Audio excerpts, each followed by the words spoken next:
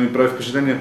Също, не само за тези сериозни заболявания, за по-обикновени неща, че хората като че ли са свикнали да отидат и да си купат лекарства сами. Важно, особено с доходите, които са все пак България не е на това ниво на доходи, каквато е Западна Европа. Като човек си помисли, че половината или повече от половината от месечните доходи трябва да отидат за лекарства, това е просто страшно. Мотивациите са, мисля, много от личен характер, по-голямата си част, тъй като нали, не е тайна, че загубих жена си преди близо 5 години от рак на гърдата. Оттам нататък се започна с различни проекти, и музикални, и немузикални.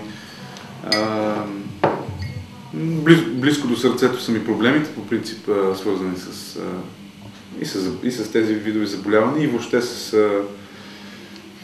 всичко свързано с медицина на такова ниво, да се помага на хората по възможно най-добрия начин.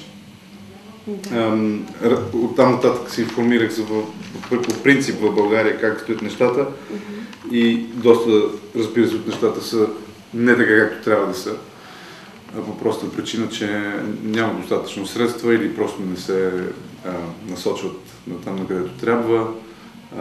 Хората имат в България едни от най-високите лични разходи за медикаменти и за лекарства, и за лекуване по принцип в Европа. Аз не съм нито политик, нито пък мога нещо да направя лично аз с двете си ръце, за да помогна за това, но мога да помогна главно с музиката си, главно с това, което съм в моето поле на изява, като малко, бих казал, и публична личност. За това, че най-вече